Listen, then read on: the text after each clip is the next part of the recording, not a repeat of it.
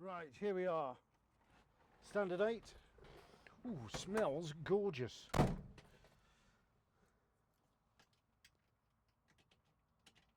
No seat belts, so don't shout at me. Right, starter, is it a pull?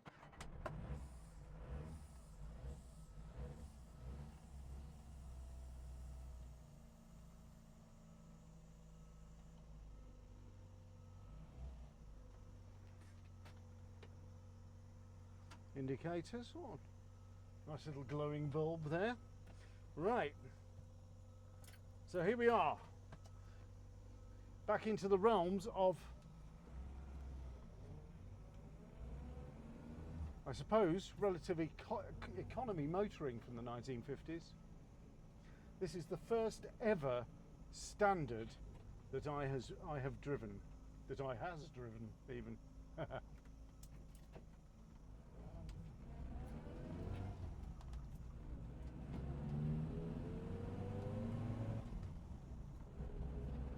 Now, I would say that if you've been hankering after something like a Morris Minor or similar sort of cars, but you fancy something a little different, this is the car to go for. This little Standard 8, built by the Standard Motor Car Company, Standard Triumph, all that kind of thing, was staple fare in the 1950s.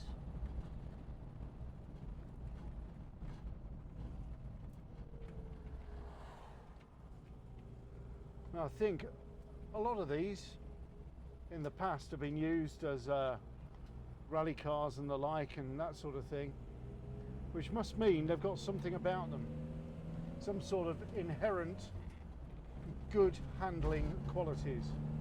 And the other thing about this is the rear seat folds down flat forwards, so you can stick your golf clubs in there full length and you don't have to have them rattling around your ears.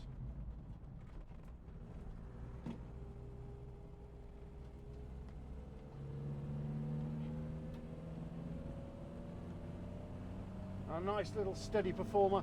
This reminds me of the sort of cars that aunts and uncles used to have in the 1960s, and they'd take you out for the day and you'd be thinking, gosh, this is slow, but actually feels really nice. It does feel really lovely. It kind of takes me back to my earliest memories, kind of in 1967, something like that, being taken out by an old aunt and uncle, me rattling around in the back. I didn't know anything about the folding seat, just as well. They could have shoved me straight in the boot.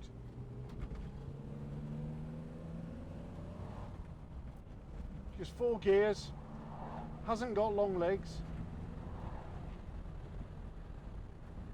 The speedo goes up to 80. I bet you wouldn't really want to see 60 in this. 50, 55, that kind of cruising speed, I reckon. But ample for a little old car like this. It's a bit like taking your grandma out. Don't want to rush things, but it's a lovely, lovely experience.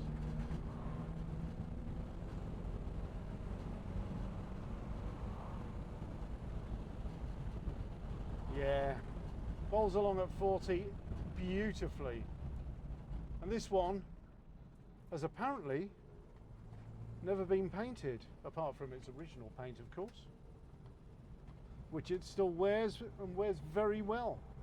The interior is gorgeous, gorgeously patinated. I think the seats have seen some work. And it's showing 9,398 miles. I doubt that that is original, but there again, the way it drives, who knows, maybe it is.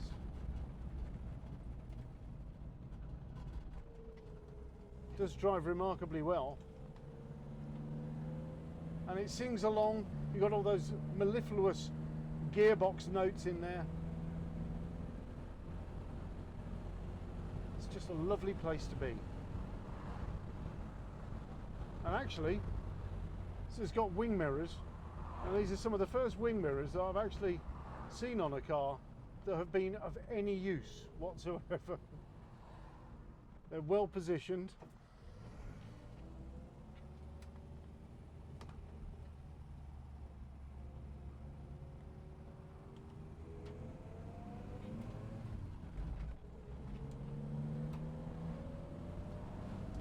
Yeah, it does it for me, this car. I like it. Reduce the wind turbulence by opening your little quarter light there. What they used to call the cigarette window or fag window too. But nobody does that sort of dirty thing anymore. I'm looking all around me while I drive this. It is a lovely, lovely little place to be. Plenty of room on the dash down there. Big sort of cubby box. Very simple instrumentation.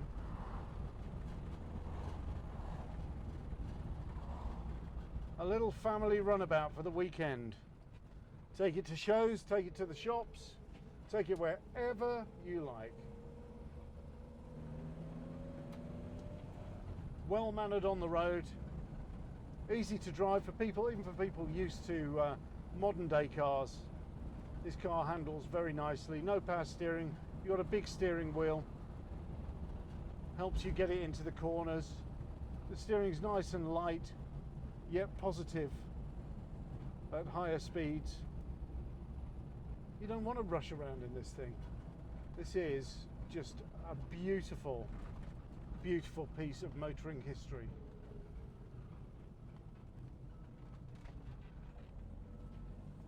Well done, standard.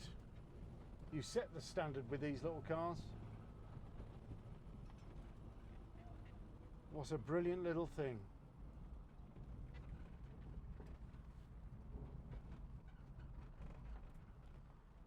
Makes me feel like I'm 3 again, except I'm driving. Simple, beautiful, still got lots of little details. Fish Ponds Motor Company, Bristol. Yeah, this is a lovely little car. Very lovely.